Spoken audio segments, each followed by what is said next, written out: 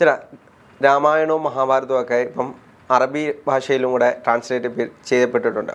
അപ്പം നമ്മുടെ ഈ സംസ്കാരങ്ങളൊക്കെ മറ്റുള്ള രാജ്യങ്ങളും കൂടെ അക്സെപ്റ്റ് ചെയ്യുകയാണോ? ബേസിക്കലി ഇപ്പോൾ വളരെ അടുത്ത് നടന്ന ഒരു ഡെവലപ്മെൻ്റ് ആണിത്. നമ്മുടെ പ്രധാനമന്ത്രി കുവൈറ്റിൽ സന്ദർശിക്കാൻ പോയിരുന്നു. അപ്പോൾ മഹാഭാരതവും രാമായണവും ട്രാൻസ്ലേറ്റ് ചെയ്ത ഒരാളുമൊത്തുള്ള ഒരു ഫോട്ടോ അദ്ദേഹം സോഷ്യൽ മീഡിയയിൽ അപ്ലോഡ് ചെയ്തിരുന്നു. അത് വലിയ രീതിയിൽ സ്വീകരിക്കപ്പെട്ടു. ബേസിക്കലി നമ്മുടെ പ്രധാനമന്ത്രി 43 വർഷങ്ങൾക്ക് ശേഷമാണ് ഇന്ത്യയുടെ ഒരു പ്രധാനമന്ത്രി കുവൈറ്റിൽ പോകുന്നത്. അതുകൊണ്ട് തന്നെ ഈ വിസിറ്റ് വളരെ സിഗ്നിഫിക്കൻ്റ് ആയിരുന്നു. പ്രത്യേകിച്ച് വലിയൊരു ഡയസ്പോറ, ഒരുപാട് ഇന്ത്യക്കാർ ജോലി ചെയ്യുന്ന ഒരു നാടാണ് കുവൈറ്റ്. അപ്പോൾ അതുകൊണ്ട് തന്നെ കുവൈറ്റ് ഇന്ത്യയുടെ സ്ട്രാറ്റജിക് പാർട്ണറാണ്. വളരെ പ്രധാനപ്പെട്ട ഒരു റോളുണ്ട്. ബേസിക്കലി നമ്മുടെ ഒരു സംസ്കാരത്തെ അവർ കൂടെ അക്സെപ്റ്റ് ചെയ്യുന്നു എന്നത് വലിയ ഒരു കാര്യമാണ്. ബേസിക്കലി നമുക്കറിയാം, മഹാഭാരതം ഇന്ത്യ ലോകത്തിന് കൊടുത്ത ഏറ്റവും വലിയ ലിറ്ററേച്ചറാണ്. ഒരു ലിറ്ററേച്ചർ മാർവലാണ് മഹാഭാരതം എന്ന് പറയണേ. അതിൻ്റെ ആദ്യത്തെ പേര് ജയമെന്നായിരുന്നു. നമുക്കറിയാം, കൗരവന്മാരുടെയും പാണ്ഡവരുടെയും യുദ്ധമാണ് അതിൻ്റെ ബേസിക് തീമെന്ന് വരുന്നത്. പ്രത്യേകിച്ച് ഭഗവത്ഗീത പോലെ ലോകത്തിന് വെളിച്ചം കൊടുക്കാൻ പറ്റുന്ന, എനിക്കൊന്ന് ഭഗവത്ഗീതയാണെന്ന് തോന്നുന്നു മഹാഭാരതത്തെ അത്രത്തോളം ഒരു അതിലെ ഏറ്റവും, കാരണം ബേസിക്കലി ഇന്ത്യൻ ഫിലോസഫി എന്ന് പറഞ്ഞത് വളരെ വൈഡാണ്. വേദങ്ങളുണ്ട്, ഉപനിഷത്തുകളുണ്ട്, ആരണ്യകങ്ങളുണ്ട്, പിന്നെ ഇതുപോലെ ഇതിഹാസങ്ങളുണ്ട്. ഇതിൻ്റെ എല്ലാത്തിൻ്റെയും സത്ത ഉൾക്കൊള്ളുന്ന ഒരു കൃതിയാണ് ഭഗവത്ഗീത. അതുകൊണ്ടാണ് ഏറ്റവും കൂടുതൽ ആൾക്കാർ ഭഗവത്ഗീത, ബേസിക്കലി പല മതങ്ങൾക്കും, സെമിറ്റിക് മതങ്ങൾക്കെല്ലാം അവരുടേതായ ഒറ്റ പുസ്തകമുണ്ട്. ബേസിക്കലി ക്രിസ്ത്യൻസിന് ബൈബിളുണ്ട്, മുസ്ലിംസിന് ഖുറാനുണ്ട്, ജൂതന്മാർക്ക് അവരുടെ തോറ ഉണ്ട്. പക്ഷേ ഹിന്ദുക്കളോട് ചോദിച്ചാൽ അങ്ങനെ ഒറ്റ പുസ്തകമില്ല.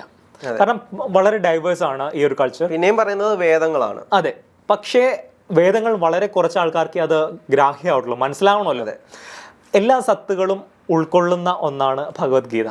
അല്ല, ഭഗവത്ഗീതയിൽ തന്നെ പറയുന്നത് ഭഗവത്ഗീത ആദ്യമേ എഴുതിയതിന് ശേഷം പിന്നീടാണ്, അല്ല ഭഗവത്ഗീത അല്ല, മഹാഭാരതം എഴുതിയതിന് ശേഷം പിന്നീട് അതിൽ കൂട്ടിച്ചേർത്തയാണ് ഭഗവത്ഗീത. കാരണം അതിനകത്തൊരു കൃത്യമായിട്ടൊരു സാധനം ആളുകളുടെ ഇടയിലേക്ക് എത്തണമെന്ന് ആ ഒരു കൃതി ആളുകൾ എല്ലാ കാലത്തും നിലനിൽക്കണമെന്ന് ആ എഴുതിയ ആള് ആഗ്രഹിച്ചു. കാരണം പലപ്പോഴായി ഇന്ത്യൻ ലിറ്ററേച്ചർ സംബന്ധിച്ചോളം പലപ്പോഴായി കൂട്ടിച്ചേർക്കലുകൾ സംഭവിച്ചിട്ടുണ്ട്. ഇപ്പോൾ മഹാഭാരതം തന്നെ എടുത്തു കഴിഞ്ഞാൽ ആദ്യം ഇതിൻ്റെ പേര് ജയം എന്നായിരുന്നു.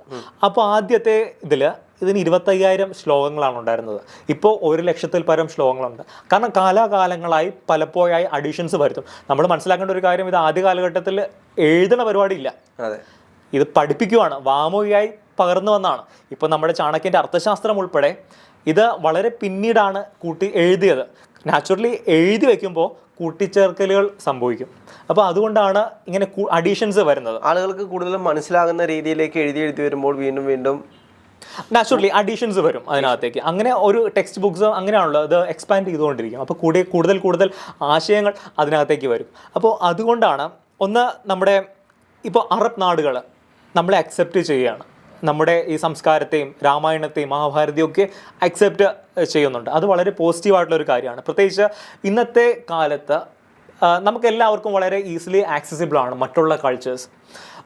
മറ്റുള്ള സംസ്കാരങ്ങളെ കൂടുതൽ അറിയുക എന്നത് ഈ ഗ്ലോബലൈസേഷൻ്റെ പീരീഡിൽ വളരെ പ്രധാനപ്പെട്ട ഒരു കാര്യമാണ്. എനിക്കൊന്ന് ഇന്ത്യയെ സംബന്ധിച്ച് മറ്റുള്ള രാജ്യങ്ങളിൽ നിന്നെല്ലാം ഇന്ത്യയെ വ്യത്യസ്തമാക്കുന്നതാണെന്ന് തോന്നുന്നു. അതെ, എല്ലാ സംസ്കാരങ്ങളെയും ഒന്നിച്ച് ചേർത്ത് കൊണ്ടുപോകുന്ന ഒരു രാഷ്ട്രം. അതെ, ആർക്ക് വേണമെങ്കിലും ഏത് സംസ്കാരവും, കാരണം ഒന്ന് ഇതൊരു സമന്വയ ഭൂമിയാണ് ഭാരതം എന്ന് പറഞ്ഞാൽ. പല മതങ്ങൾ, ഈ ലോകത്തുള്ള എല്ലാ മതങ്ങളും നമ്മുടെ നാട്ടിലേക്ക് വന്നിട്ടുണ്ട്. ഒരു എക്സാമ്പിൾ ഞാൻ പറയാം. പണ്ട് അറബികൾ ഈ പേർഷ്യയെ അറ്റാക്ക് ചെയ്തു. പേർഷ്യ എന്ന് പറഞ്ഞാൽ ഇന്നത്തെ ഇറാൻ. അവിടുത്തെ മതവിഭാഗം എന്ന് പറഞ്ഞാൽ സൊറാഷ്ട്രിയൻസ് ആയിരുന്നു, പാഴ്സികൾ. അപ്പോൾ അവിടുന്ന് രക്ഷപ്പെട്ട, കാരണം അറബികൾ മതപരിവർത്തനത്തിന് വിധേയമാക്കും. അപ്പോൾ അവിടുന്ന് രക്ഷപ്പെട്ട ഒരുപാട് ആൾക്കാർ ഗുജറാത്തിലെ തീരത്ത് വന്ന് ഒരു കപ്പലിൽ നങ്കൂരയിട്ടു, പാഴ്സികൾ.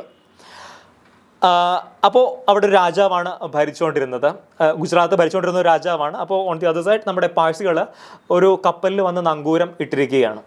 ഈ കാരണം ഗുജറാത്തിൽ രാജാവിനോട് അഭയം ചോദിക്കാനാണ് ഇവർ പോകുന്നത്, കാരണം എവിടെയെങ്കിലും താമസിക്കണമല്ലോ. ഈ ഗുജറാത്തിലെ രാജാവ് ഒരു ഗ്ലാസ് പാല് ഇവർക്ക് കൊടുത്തു വിട്ടു. ഒരു ഗ്ലാസ് പാല്, ഒരുപാട് ആൾക്കാരുണ്ട് കപ്പലിൽ, ഒരു ഗ്ലാസ് പാല്, നിറഞ്ഞ പാല്, ഒരു ഗ്ലാസ് നിറച്ച് പാലാണ് കൊടുത്തു വിട്ടു ഈ കപ്പലിലുള്ളവർക്ക്. അപ്പോൾ അവർക്ക് സംശയമായി, എന്താണ് ഈ ഒരു ഗ്ലാസ് പാൽ കൊണ്ട് ഇവർ ഉദ്ദേശിക്കണേന്ന്. അപ്പോൾ അവരുടെ കൂടെ ഉണ്ടായിരുന്ന ഏറ്റവും സീനിയർ ആയിട്ടുള്ള ആൾ ചെയ്തത്, അവർ കൊണ്ടുവന്നിരുന്ന പഞ്ചസാര ആ ഗ്ലാസ്സിൽ ഒഴിച്ചിട്ട് ഇളക്കി എന്നിട്ട് തിരിച്ചു കൊടുത്തു. അപ്പോൾ തന്നെ രാജാവിൻ്റെ അടുത്ത് ഈ പാലെത്തിയപ്പോൾ തന്നെ രാജാവ് പറഞ്ഞു അവരെ കോർട്ടിലേക്ക് വിളിച്ചു, രാജാവിൻ്റെ കൊട്ടാരത്തിലേക്ക് വിളിച്ചു, അവർക്ക് വേണ്ടി എല്ലാ സൗകര്യങ്ങളും ചെയ്തു കൊടുത്തു, അവിടെ താമസിപ്പിച്ചു. ഇവരെന്താണ് ഉദ്ദേശിച്ചത് എന്ന് വെച്ചാൽ, രാജാവ് ഉദ്ദേശിച്ചത് ഈ സമൂഹം എല്ലാത്തരം ആൾക്കാരെയും കൊണ്ട് നിറഞ്ഞു തുളുമ്പി നിൽക്കുകയാണ്. ഇവിടെ നിങ്ങൾ വന്നാൽ എന്തായിരിക്കും? കാരണം ക്ലാസ് നിറഞ്ഞിരിക്കുകയാണ്, ഇനി പുതിയതായിട്ട് ആൾക്കാരെ ആവശ്യമില്ല. അപ്പോഴാണ് മധുരം പോലെ ഞങ്ങൾ ഇതിനകത്ത് ഇൻക്ലൂഡഡ് ആയിക്കൊള്ളാമെന്ന് പറഞ്ഞ പാഴ്സികൾ. അതെ, അങ്ങനെ തന്നെയാണ് ഇപ്പോഴും അവർ ജീവിക്കണേ. പാഴ്സികൾ ഇപ്പോൾ നമ്മുടെ രത്തൻ ടാറ്റയൊക്കെ പാഴ്സികളാണ്. അവർ വളരെ ഒരു ഇന്ത്യൻ കൾച്ചറിനോട് ഇണങ്ങിച്ചേർന്നാണ് ഇവർ ജീവിക്കുന്നത്. ജൂതന്മാർ 1950-കളിൽ ഇവർ രാജ്യം ഉണ്ടായപ്പോൾ മാത്രമാണ് ഇവർ തിരിച്ചു പോയത്. പലപ്പോഴും ഇവർ പറയുന്നത് ഇവർ പേഴ്സിക്യൂട്ട് ചെയ്യപ്പെടാതെ ഒരേ ഒരു നാട് ഭാരതമാണ്. ഈ നമ്മുടെ കേരളത്തിൽ കൊച്ചി ഞാൻ വായിച്ചിട്ടുള്ളത്, ഇപ്പോഴും അവരുടെ കുറച്ച് തലമുറകൾ ഇപ്പോഴും കൊച്ചിയിലുണ്ട്, വളരെ കുറച്ച്. കാരണം എല്ലാവരും ഇസ്രയേലിലേക്ക് പോയി, പിന്നെ സിനഗോഗ് ഒക്കെ ഉണ്ട് ഇപ്പോൾ അവിടെ. അപ്പോൾ മലബാർ ജൂ എന്ന് പറഞ്ഞ പ്രത്യേക ഒരു വിഭാഗമുണ്ട്. നമ്മുടെ നോർത്ത് ഈസ്റ്റിലൊക്കെ അവർ വന്നിട്ടുണ്ട്, ഗുജറാത്തിൽ മുംബൈയിലൊക്കെ അവർ വന്നിട്ടുണ്ട്. അപ്പോൾ അങ്ങനെയാണ് എല്ലാത്തരം മതവിഭാഗങ്ങളും. സൂഫിസത്തിൻ്റെ ഒരു വലിയൊരു ഭൂമിയായിരുന്നു ഭാരതം. പ്രത്യേകിച്ച് കശ്മീരിലൊക്കെ സൂഫിസം സ്പ്രെഡായി. ഈ ഖ്വാജ നിസാമുദ്ദീൻ ഔലിയയുടെ ദർഗകളൊക്കെ ഉണ്ട് അജ്മീറിലെ. പല സിനിമകൾ എടുത്തു നോക്കി കഴിഞ്ഞാലും അതിനെല്ലാം വരുന്ന സംഗീതം, സൂഫി സംഗീതം ഉണ്ട്. അതിനെ ആസ്വദിക്കുന്ന ഒരുപാട് ആൾക്കാരുണ്ട്. അപ്പോൾ നമ്മൾ ഏത് തരം ഇപ്പോൾ ഇൻവേഷൻസ് എടുത്തു കഴിഞ്ഞാൽ, നമ്മൾക്ക് ഈ ഹൂണന്മാരൊക്കെ ഇന്ത്യ അറ്റാക്ക് ചെയ്തിരുന്നു. ക്രിസ്തുവിന് മുമ്പ് ഉള്ള കാലഘട്ടത്തിലാണ്. അവർ ഇവിടെ വന്നതിന് ശേഷം അവർ മറ്റൊരു ഗോത്ര വിഭാഗമാണ്. അവർ ഇന്ന് ബുദ്ധമതം പഠിച്ചു. ബുദ്ധമതത്തെ പറ്റി അവർ ബുദ്ധമതം സ്വീകരിക്കുന്ന അവസ്ഥ വരെ ഉണ്ടായിട്ടുണ്ട്. പലരും ശൈവമതം സ്വീകരിച്ചു. അങ്ങനെ പല കൾച്ചേഴ്സിൻ്റെയും ഒരു സംഗമ ഭൂമിയാണിത്. പ്രത്യേകിച്ച് ഇപ്പോൾ നമ്മൾ അറബി ഭാഷയിലേക്കാണ് മഹാഭാരതവും രാമായണവും ട്രാൻസ്ലേറ്റ് ചെയ്യപ്പെട്ടു എന്ന് പറയുന്നത്. പണ്ട് മുഗളന്മാരും ഡൽഹി സുൽത്താൻമാരൊക്കെ ഭരിച്ചുകൊണ്ടിരുന്നപ്പോൾ പേർഷ്യൻ ആയിരുന്നു നമ്മുടെ ഒഫീഷ്യൽ ലാംഗ്വേജ്. എന്ന് വെച്ചാൽ അവരുടെ കോർട്ടിലെ മുഗളന്മാരുടെ ഒഫീഷ്യൽ ലാംഗ്വേജ് പേർഷ്യൻ ആയിരുന്നു. പലപ്പോഴും പേർഷ്യൻ ഭാഷയിലേക്ക് ഈ കൃതികളെല്ലാം ട്രാൻസ്ലേറ്റ് ചെയ്യപ്പെട്ടിട്ടുണ്ട്. കാരണം അവരിതിനെ കണ്ടിരുന്നത് ഒരു പീസ് ഓഫ് നോളജ് ആയിട്ടാണ്. പണ്ട് ഇന്നത്തെ കാലഘട്ടത്തിൽ പോലെ ഒരു സംഘർഷം, ഇപ്പോൾ ചിലപ്പോൾ ഫേസ്ബുക്കിലൊക്കെ ട്രോളുന്ന ആൾക്കാരുണ്ടാവും, എന്തിനാണ് ഇത് ട്രാൻസ്ലേറ്റ് ചെയ്യണേ, അങ്ങനെയൊക്കെ പറയുന്ന ആൾക്കാരുണ്ടാവും. പക്ഷേ മുഗളന്മാർ ഉൾപ്പെടെയുള്ള കാലഘട്ടത്തിൽ ഈ കൃതികളെയൊക്കെ അവരുടെ ഭാഷയിലേക്ക് ട്രാൻസ്ലേറ്റ് ചെയ്ത് അങ്ങനെ ഒരു ചെയ്യുമായിരുന്നു. പ്രത്യേകിച്ച് ഇപ്പോൾ അക്ബറിൻ്റെ ഒരു മകനാണ് ദാരാ ഷിക്കോ. അവരൊക്കെ വളരെ വെൽ വേഴ്സ്ഡ് ആയിരുന്നു ഇതിനെ പറ്റി. അവർ കവിത എഴുതിയിരുന്നു. അവർ ഈ മഹാഭാരതത്തെ പറ്റിയും രാമായണത്തെ പറ്റിയൊക്കെ വെൽ വേഴ്സ്ഡ് ആയിരുന്നു. അപ്പോൾ ഇതുപോലുള്ള ഒരുപാട് പോസിറ്റീവ്സ് അന്നത്തെ കാലഘട്ടത്തിലും ഉണ്ടായിരുന്നു. ഇത് ചരിത്രത്തിൽ ഉള്ള കാര്യമാണ്. പിന്നെ പ്രത്യേകിച്ച് ഈ അൾജിബ്ര എന്ന് പറഞ്ഞ അറബികളുടെ ഒരു കോൺട്രിബ്യൂഷനാണ്. അത് ബേസിക്കലി ഇന്ത്യയിൽ വന്നിട്ടുണ്ട്. പക്ഷെ നമ്മുടെ നാട്ടിലുള്ള ചില ആളുകൾ പറയുന്നൊരു കാര്യമുണ്ട്, നമ്മുടെ കൾച്ചറിനെ നമുക്ക് അംഗീകരിക്കാൻ കഴിയുന്നില്ല, പക്ഷെ വെളിയിലുള്ളവരാണ് കൂടുതലും നമ്മുടെ കൾച്ചറിനെ അംഗീകരിക്കുന്നത്. അതൊരു ഒരു വിരോധാഭാസമായിട്ടുള്ള കാര്യമാണ് ശരിക്കും അത്. കാരണം ഇപ്പോൾ ഫാമിലിയുടെ കാര്യം എടുത്തു കഴിഞ്ഞാൽ, ഇപ്പോൾ പല വീടുകളിലും ഒരു മൈക്രോ ഫാമിലിയാണ് അല്ലേ, അച്ഛൻ, അമ്മ, മകൻ അല്ലെങ്കിൽ മകൾ, ഇങ്ങനെ ഒരു അവസ്ഥയിലേക്ക് മാറുന്നുണ്ട്. പക്ഷേ പല വിദേശ രാജ്യങ്ങളിലും ഇപ്പോൾ ഫാമിലി എന്ന ഒരു ഗെറ്റ് ടുഗദർ സംഭവിച്ചുകൊണ്ടിരിക്കുകയാണ്. അതവിടെ വളരെ പോസിറ്റീവായിട്ട് ഇമ്പാക്റ്റ് അവർ ചെയ്യുന്നുണ്ട്. പ്രത്യേകിച്ച് അതിനൊരു റീസൺ എന്ന് വെച്ചാൽ നമ്മുടെ പല ആൾക്കാരും മൈഗ്രേറ്റ് ചെയ്ത് പല രാജ്യങ്ങളിലും പോകുന്നുണ്ടല്ലോ. അപ്പോൾ ആ ഒരു ഫാമിലി സ്ട്രക്ചറിനെ ഒക്കെ അറിയാൻ ഇവർ ശ്രമിക്കുമ്പോൾ, കാരണം ഇത് സസ്റ്റെയിൻ ചെയ്യുന്നുണ്ട്. വിദേശ രാജ്യങ്ങളിൽ പലപ്പോഴും ഈ ഡിവോഴ്സ് റേറ്റ്സ് ഒക്കെ വളരെ കൂടുതലാണ്. പക്ഷേ ഇന്ത്യയിൽ നമുക്കത് വളരെ കുറവാണ്. അല്ല, ഇന്ത്യയെ സംബന്ധിച്ച് നമ്മൾ ഏറ്റവും കുടുംബ ബന്ധങ്ങൾക്ക് വലിയ ഇമ്പോർട്ടൻസ് കൊടുക്കുന്നുണ്ട്. കാരണം എന്ന് വെച്ച് കഴിഞ്ഞാൽ നമുക്കറിയാം, ഒരു 18-30 വയസ്സ് വരെ നമ്മൾ വീടുകളിൽ തന്നെയാണ്. പക്ഷെ അമേരിക്കൻ രാജ്യങ്ങളിലൊക്കെ സംബന്ധിച്ചാണെങ്കിൽ യുവാക്കൾ ഒരു 10-15 വയസ്സ് കഴിയുമ്പോഴത്തേക്ക് അവര് വീട്ടിൽ നിന്നും വെളിയിലേക്ക് പോയി സ്വന്തമായി അധ്വാനിച്ച് ജീവിക്കും.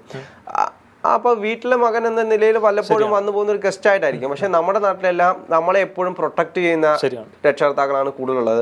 അതായത് ഒരു 20 വയസ്സായാലും 25 വയസ്സായാലും ജോലിക്ക് വിടാതെ വീട്ടിൽ തന്നെ നിർത്തി അതിനുശേഷം നീ ഇറങ്ങിപ്പോന്ന് പറയുന്ന ഒരു സ്ഥിതിയാണ് നമ്മുടെ കേരളത്തിലല്ല, ഇന്ത്യയിൽ കൂടുതലും സംഭവിച്ചു വരുന്നത്. അത് നമ്മുടെ കൾച്ചറിന് ശരിയായിട്ടുള്ള കാര്യമാണ്. ബേസിക്കലി നമ്മൾ മനസ്സിലാക്കേണ്ട, ഇപ്പോൾ ഈ ട്രാൻസ്ലേഷൻ്റെ കാര്യം പറഞ്ഞുകൊണ്ട് തന്നെ മറ്റ് സംസ്കാരങ്ങൾ നമ്മുടെ സംസ്കാരത്തെ അപ്രോപ്രിയേറ്റ് ചെയ്യാൻ ശ്രമിക്കുന്നുണ്ട്, കൂടുതൽ അറിയാൻ ശ്രമിക്കുന്നുണ്ട്. അപ്പോൾ നാച്ചുറലി ഇതിനെന്തോ ഒരു മഹാത്മ്യമുണ്ട്, അത് നമ്മൾ തിരിച്ചറിയണം. അതാണ് ബേസിക്കലി ഏറ്റവും ഇമ്പോർട്ടൻ്റ് ആയിട്ട് എനിക്ക് ഇതിൽ നിന്ന് തോന്നുന്നത്. ഞാൻ മനസ്സിലാക്കുന്നത് ഇതാണ്.